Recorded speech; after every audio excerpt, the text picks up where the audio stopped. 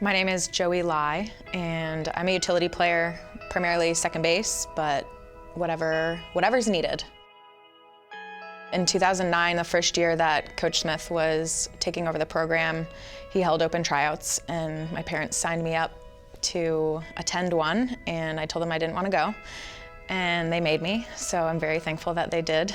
And even though I didn't make the team that year, it was just an eye-opening experience for me and lit a new fire in my belly, and I just went to work and crushed every day of training that I could and came back and made the roster the next year, and here we are 11 years later. The journey that we've been on over the last 11 years has been unreal, and the change in the program and just the growth that I've had personally, the growth that we've had as a group has been amazing, and just it would be insane for me to walk away from. Being a female athlete, it almost feels like we have more of a responsibility to be a great role model, to be visible to people, and to know that everything that we do is being watched, and that not everybody has the opportunity to do what we're doing. It's pretty rare, talking to my own players as a college coach, it's very rare for any of them to go on to play softball after they graduate. And so having that opportunity and having been able to sustain that for such a long time, there's definitely a responsibility that comes with it to continue, putting my best foot forward every day and know that people are watching everything that I do.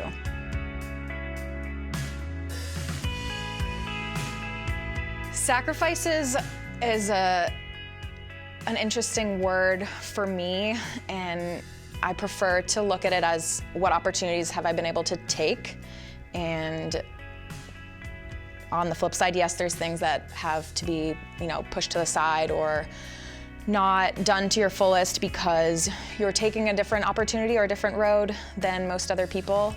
And those things are aplenty. I missed my sister's wedding this past year, and it was to qualify for the Olympics, and she gets it. And so I'm very fortunate that I have a support system that understands what I'm doing and why I'm doing it. And right now the team that I coach is in their season, and I'm not able to be there for them, and so that could also be viewed as a sacrifice, sacrificing my time with them and coaching them through this spring.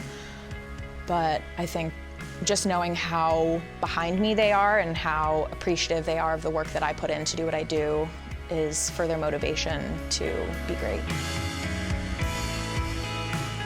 I wouldn't be a college coach right now because I would probably have been fully pursuing being an athlete and have been able to be fully invested in it and making a living off of it. And that's not to say I'm not fully invested in it, because I work as hard, if not harder, than anyone else. And I think if it was an opportunity to be a professional athlete and be able to be paid like the men are, I would be able to be training with my teammates day in and day out and not get back from a bus ride at 11 o'clock and do my sprints before going home, or find stairwells in hotels to get our workouts in, or just having to make things work in that way.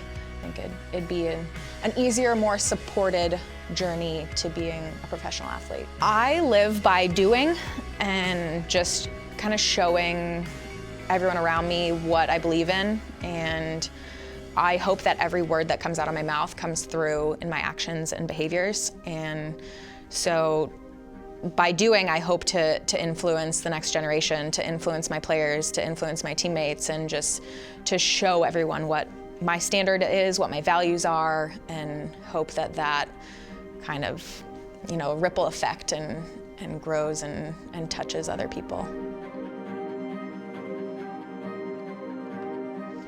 I think encouraging them to be their best self, to show them what hard work looks like, and to help them learn what hard work looks like. I think that's one thing my team has been journeying through this year recently, is discovering what is hard work, what does hard work feel like, and everybody will say that they're working hard, but not everybody has learned what it actually is and how to push to that next level and kick into that next gear that you didn't even know that you had.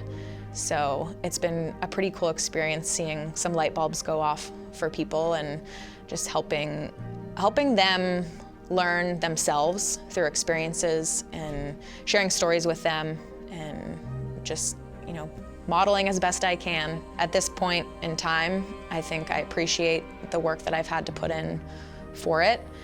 But I do hope that down the road, it's not as challenging for females that are coming along behind us and that there are more opportunities to do what they love and be compensated for it. It seems insane that still in the workforce, individuals can get paid differently based on their gender, and it's, we're just as amazing people, we're just as powerful, we're just as influential, and exact same thing on the softball field, in the sport arena, we're just as great. And so, why, it blows my mind that it's still so different.